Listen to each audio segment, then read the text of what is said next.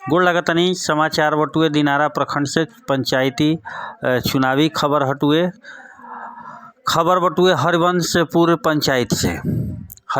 पंचायत से चुनावी खबर ही हटुए। दिनारा प्रखंड के हरिवंशपुर पंचायत से मुखिया पद के योग्य या समर्थित प्रत्याशी भगवान कहार उर्फ श्री भगवान प्रसाद, जिनकर चुनाव चिन्ह पुल छाप क्रम संख्या 5 हटुए। यहाँ के अपन चुनावी प्रचार के दौरान ही बतैनी कि हम हमेशा गरीब के हाथ बटैले बानी आ यहाँ लोग खातिर हमेशा सहयोग कैले बानी।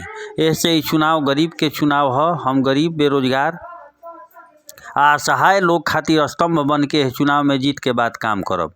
मुखिया पद पर ना रहत हुए भी हम जरूरतमंद जैसे रोगी या इंदिरा आवास योजना, राशन कार्ड आदि खातिर आवेदन योग्य व्यक्ति के हर संभव मदद कैले बानी। इहे ना, कुछ वार्ड जैसे 7 नंबर वार्ड हम यथासंभव आर्थिक मदद से नाली बनावे में भी सहयोग कैनी।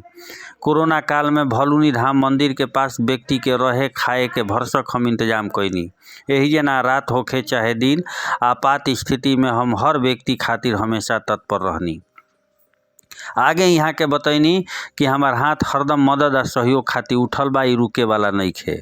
भविष्य में हमरा लोग के द्वारा नया जिम्मेवारी अगर मुखिया के रूप में सौंपल जाता तो हम बढ़ चढ़ के हरिवंशपुर पंचायत के आगे ले जाए के काम करब आ एगो आदर्श पंचायत के रूप में एकरा के स्थापित करब।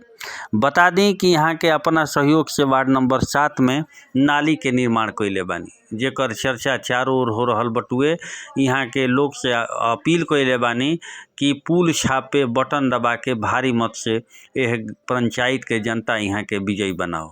यहाँ के बतैनी कि चाहे गरीब गुरबा के बात हो, चाहे पिछड़ा के बात हो, चाहे अगड़ा के बात हो, हर जाति हर धर्म के साथ सहयोगात्मक हम रुख अपनैले बानी। सबके सहयोग ले आ देले बानी आ सबके सहयोग से हमरा उम्मीद बटुए, हमरा विश्वास बटुए कि जनता के हमरा भरपूर प्यार मिली। यहाँ के कहनी कि हम चाहे रोगी हो, चाहे आवास योजना के बात होखे, चाहे राशन कार्ड के बात होखे, हर संभव प्रयास कैले बानी कि हर गरीब हर जरूरतमंद के हम सहारा बन सकी।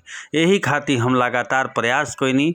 यही अपील बटुए एहिजा पंचायत के जनता से कि लोग हमरा के सहयोग करस, ताकि एगो सुदृढ़ आ संकल्पित यह पंचायत के आदर्श पंचायत बना सकी, यह पंचायत के पूरे बिहार में यूनिक पंचायत बना सकी। यहाँ के अपील यह पंचायत के जनता से कैले बानी। चैनल अगर सब्सक्राइब नहीं कैले तो चैनल के सब्सक्राइब करी, लाइक के बटन दबा दी, अधिक से अधिक शेयर करी। बहुत बहुत धन्यवाद।